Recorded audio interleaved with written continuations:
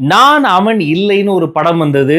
ஒரே மனிதன் பல பெண்களை திருமணம் செய்து ஏமாத்தின கதைய பார்த்திருப்பீங்க. ஆனா, ஒரு பொண்ணு பல பேர திருமணம் செய்து ஏமாத்தி சதுரங்க வேட்டைய ஆடிட்டு காணாம போயிருக்கிறாங்க. யார் இந்த சத்யா? இத்தன பேர ஏமாத்துன பொண்ணுக்கு பேரு மட்டும் சத்யாங்க. அவங்களுடைய விசித்திரமான, வித்தியாசமான, நம்பவே முடியாத கதைய பத்தி தான் இன்னைக்கு தெரிஞ்சுக்க போறோம். தயவு செய்து இந்த வீடியோவ முழுமையா பாருங்க. ஒரு லைஃப்ங்க. திருமணம் என்பது ஒரு புது வாழ்க்கை. அதன் உள்ளே நுழைவதற்கு முன்பு இந்த இணையதள உலகத்துல என்னென்ன மோசடி நடக்குதுங்கிறத தெரிஞ்சுக்கணும்னா இந்த வீடியோவை பாருங்க. சத்யா என்ற இந்த பெண்மணி இந்த திருமணத்துக்குன்னு நிறைய வெப்சைட்ஸ்லாம் இருக்கு பாருங்க, மேட்ரிமோனியல் வெப்சைட்ஸ். அதுல போய் தன்னுடைய டீட்டெயில்ஸை பதிவு பண்ணியிருக்கிறாங்க. அப்ப திருப்பூர் பகுதியை சார்ந்த ஒரு இளைஞர், அவரும் இந்த மேட்ரிமோனியில தன்னுடைய டீட்டெயில்ஸை பதிந்து தனக்கான ஒரு ஜோடியை தேடுகிற போது இந்த 30 வயது சத்யா அவங்களுடைய ப்ரொஃபைல் அவருடைய கண்ணில் படுது. உடனே சத்யா கிட்ட இவர் ஒரு இன்ட்ரெஸ்ட்டை காட்டுறாரு, பேச ஆரம்பிக்கிறாங்க. அந்த மொபைல் நம்பர் எக்ஸ்சேஞ்ச் நடந்து ரொம்ப நாள் செல்ஃபோன்லேயே பேசி பேசி அவங்களுக்குள்ளார ஒரு ஃப்ரெண்ட்ஷிப் டெவலப் ஆகுது. சரி, அப்போ நம்ம மேரேஜை நோக்கி இதை நகர்த்தலாம், அப்பா அம்மா கிட்ட பேசலாம்னு சொல்லும் போது தான் சத்யா என்ன சொல்கிறாங்க, இல்லை எங்கள் வீட்டில் நிறைய பிரச்சனைகள் இருக்குது, உங்களுடைய ப்ரொஃபைலுக்கு எங்கள் வீட்டில் ஒத்துக்க மாட்டாங்க, அதையும் மீறி நம்ம கல்யாணம் பண்ணோம்னா எங்கள் வீட்டை விட்டுட்டு யாருக்கும் தெரியாமல் நான் ஓடி தான் வரணும், என்னால் உங்களை மறக்கவும் முடியல, நான் என்ன பண்ணுறதுன்னு தெரியலாம ஒரு பெரிய ட்ராமாவே அந்த அம்மா நடிகர் திலகம் சாவித்திரி மாதிரி போட்டிருக்கு. உடனே இந்த திருப்பூரை சேர்ந்த இளைஞர் என்ன பண்ணுறாரு, சரி பரவாயில்ல, என்னன்னாலும் பரவாயில்ல, உங்கள் வீட்டில் நாங்கள் பேசுகிறோம், அதை எப்படி ஒத்துக்க மாட்டாங்க, உங்கள் வீடு எங்கே இருக்குது, அந்த சத்யான்றவங்க சொல்லியிருக்கிறாங்க, ஈரோடுல கொடுமுடி பக்கத்தில் எங்களுடைய வீடு இருக்குது, ஆனால் கண்டிப்பாக பெரிய பிரச்சனையாகணும், ஒன்று நான் என் வீட்டை விட்டுட்டு வரணும், அப்படி இல்லைன்னா நம்ம பிரிஞ்சு போகணும்ட்டோன்னா அந்த திருப்புரை சார்ந்த இளைஞர் அந்த ஒரு காதல் மயக்கத்தில் என்ன பண்ணுறாரு, பரவாயில்ல நீ வீட்டை விட்டுட்டு வா, நம்ம கல்யாணம் பண்ணிக்கலான்னு இவங்க 2 பேரும் 2 வீட்டுக்கும் தெரியாமல் ஒரு ரிஜிஸ்டர் மேரேஜ் பண்ணுறாங்க. பிறகு பையன் வீட்டில் ஏற்றுக்கிறாங்க. சரி பரவாயில்ல, ரொம்ப நாளாக கல்யாணம் ஆகாமல் இருந்த நம்ம பையனுக்கு தான் கல்யாணம் ஆயிடுச்சுன்னு ஏற்றுக்கிறாங்க. இப்போ அந்த திருப்பூர் இளைஞரினுடைய வீட்டில் என்ன பண்ணுறாங்க, சரி பரவாயில்ல கல்யாணம் தான் ஆயிடுச்சு, கொஞ்ச நாள் ஆயிடுச்சு, இப்போ ஒரு சின்ன ரிசப்ஷன் வைக்கலாம், ஊரை கூப்பிட்டு சொந்தக்காரங்க நல்லதுன்னு தெரிஞ்சவங்க 4 பேர் இவங்களை முன்னாடி நம்ம ஒரு ரிசப்ஷன் வைக்கலாம். இப்போ இந்த ரிசப்ஷனுக்கு நம்ம சொல்லி விடுவோம், நீ உங்கள் வீட்டில் இருக்கக்கூடிய டீட்டெயில்ஸ் சொல்லுமானா, இல்லை வேண்டாம் யாருக்கும் சொல்லாதீங்க, அப்பெல்லாம் தெரிஞ்சால் பெரிய பிரச்சனையாகும், வேண்டாம் அப்படின்னு சத்யா மறுத்துருக்குறாங்க. சரி, பொண்ணு அப்படிதான் சொல்லும், பயந்து போயிருக்கு, என்னன்னாலும் அவங்க பொண்ணை பெற்றவங்க இல்லையா, நாம் போயிட்டு அந்த ஊரில் அவங்களுடைய சொந்தக்காரங்க யாராவது கூப்பிடலான்னு சொல்லிட்டு இந்த திருப்பூர் இளைஞரினுடைய குடும்பத்தை சார்ந்தவர்கள் ஈரோடு பக்கத்தில் இருக்கக்கூடிய கொடுமுடி பக்கத்தில் சத்யாவினுடைய பூர்வீக ஊருக்கு போய் விசாரிக்க ஆரம்பிக்கிறாங்க. அப்போதான் அதிர்ச்சிக்கு மேலே அதிர்ச்சி. எது, சத்யாவா, அந்த பொண்ணுக்கு ஏற்கனவே கல்யாணம் ஆயிடுச்சு அப்படின்றாரு ஒருத்தர்.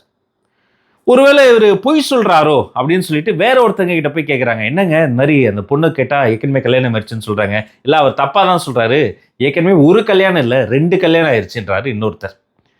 இன்னொரு இடத்துல விசாரிக்கும் போது அந்த பொண்ணுக்கு இன்னொரு பொண்ணே இருக்குங்க, ஒரு கல்யாணத்தில் ஒரு பொம்பளை பிள்ளையே பெற்றெடுத்துச்சு அந்த பொண்ணு, அதுக்கு இதே வேலை தான் நிறைய பேர் ஏமாத்திருக்கு, இது வரைக்கும் 4 திருமணங்கள் அந்த பெண்மணிக்கு நடந்திருக்குன்னு சொல்லியிருக்கிறாங்க.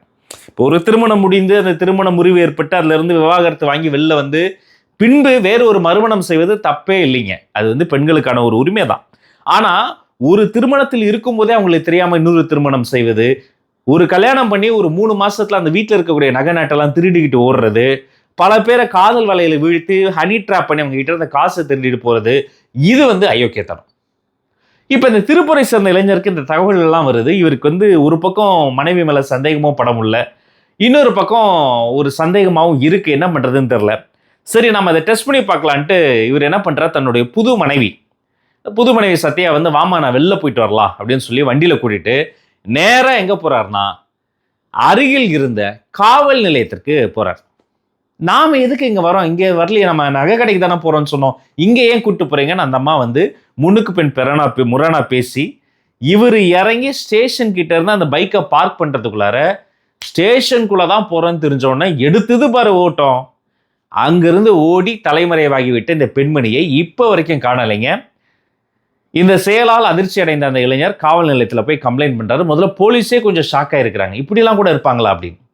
சரி, அந்த கம்ப்ளைண்ட் அஃபிஷியலா ஃபைல் பண்ணி உங்களுடைய போட்டோலாம் போட்டு அந்த கம்ப்ளைண்ட் ரிஜிஸ்டர் ஆன அந்த விஷயம் இருக்கு பாருங்க, அப்படி அரசியல் புரசெல்லாம் வெளியே தெரிஞ்ச உடனே அடுத்து நானும் ஏமாந்தேன்னு கம்ப்ளைண்ட் கொடுத்தாங்க. எத்தனை பேர் நினைக்கிறீங்க? 2-3 பேர் இல்லைங்க, 15 பேர். ஆமா, நானும் கல்யாணம் பண்ணி திடீர்னு வீட்டை விட்டு காணாம போயிட்டா, நானும் இது மாதிரி வீட்டுக்கு தெரியாம கல்யாணம் பண்ணேன், வீட்டில் இருந்த நகை பணம் ரொக்கம் எல்லாத்தையும் திருடிட்டு போயிட்டா. நானும் இதே மாதிரி கல்யாணம் பண்ணேன், நான் வாழ்க்கை கொடுக்குறேன், நான் கல்யாணம் பண்ணேன், எங்கள் வீட்டில் இருந்த எல்லா சொத்தையும் திருடிட்டு போயிட்டான்னு 15 பேர் வந்து கம்ப்ளைண்ட் பண்ணாங்க. அதை 15 பேரில் யாரெல்லாம் இருக்காங்கன்னு நினைக்கிறீங்க? பெரிய தொழிலதிபர்கள், அரசியல் பிரமுகர்கள், உச்சகட்டம் காவல்துறையை சார்ந்த ஒரு சப் இன்ஸ்பெக்டர், அவரும் அந்த கம்ப்ளைண்ட் தராரு, என்னையும் அந்த பொண்ணு ஏமாத்திருச்சுன்னு. போலீஸ் ஸ்டேஷனே அரண்டுருச்சு. இந்த விலங்குன்னு ஒரு வெப் சீரிஸ் வந்தது, அதில் கூடவே ஹெல்ப் பண்ணுறதுக்கு டீ கடையெல்லாம் போயிட்டு வர்றதுக்கு ஒரு அக்யூஸ்ட் வச்சுருப்பாங்க.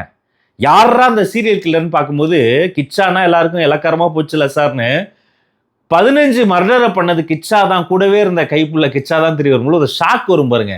அதே மாதிரி காவல்துறை மர்டர், என்னப்பா ஒரு எஸ்ஐயவே ஏமாத்திருக்கா, அப்போ எவ்வளவு துணிச்சல். அது மட்டும் இல்லைங்க, 15 பேர் கல்யாணம் பண்ணி ஏமாத்தினதா வந்து கம்ப்ளைண்ட் பண்ணுறாங்க.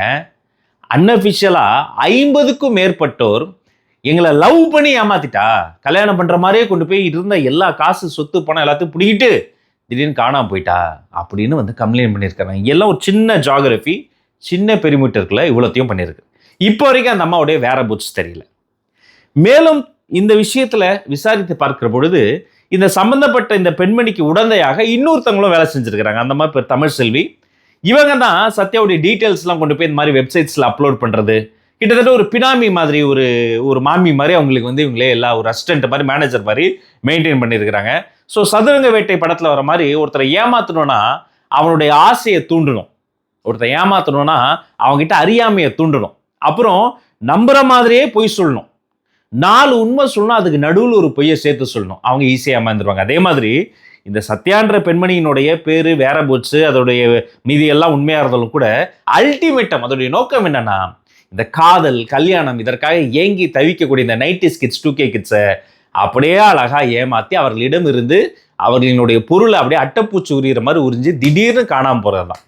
இது நம்ம சேனலில் பதிவு பண்ணுற முதல் கேஸும் கிடையாது. சில மாதங்கள் முன்பு தாம்பரத்தையே அலற விட்ட ஒரு கல்யாண ராணி, அதை பற்றி ஒரு டீட்டெயில்டு கேஸ் போட்டிருந்தோம். எத்தனை பேரை ஏமாற்றி கடைசியில் ஒரு தனிப்படை அமைச்சு குண்டு கட்டா தூக்கிட்டு போய் நீங்கள் ஜெயிலில் வச்சிருக்கிறாங்க அந்த பெண்மணியை. அதே போல் காவல்துறை வலைவிரித்து தேடிக்கொண்டு இருக்கிறார்கள். பட் நாம் இந்த கேஸில் கற்றுக்க வேண்டிய ஒரு விஷயம் என்னன்னா, பொதுவாக எல்லாரும் பெரியவங்க சொல்லுவாங்க, கல்யாணங்கிறது 1000 காலத்து பயிர், பார்த்து பண்ணோம், லேட்டாக பண்ணாலும் தப்பாக பண்ணிடக்கூடாதுங்கிறதுல ரொம்ப தெளிவாக இருப்பாங்க. அப்போ ஒரு வாட்டிக்கு பல வாட்டி இந்த அரேஞ்ச் மேரேஜில் போகிறவங்க வந்து நல்லா விசாரித்து நல்ல இடமா பார்த்து, தப்பே இல்லைங்க. ஒரு பைக் வாங்க போகிறோன்னா எவ்வளோ ரிவ்யூ கேட்குறோம், ஏங்க கடைக்கு போய் ஒரு பழமுதிர்ச்சொல்ல பழம் வாங்கணும்னா கூட அமுக்கி பார்த்து வாங்குறோம், ஏமாத்திரக்கூடாதான், அவ்வளோ அலர்ட்டாக அவன்.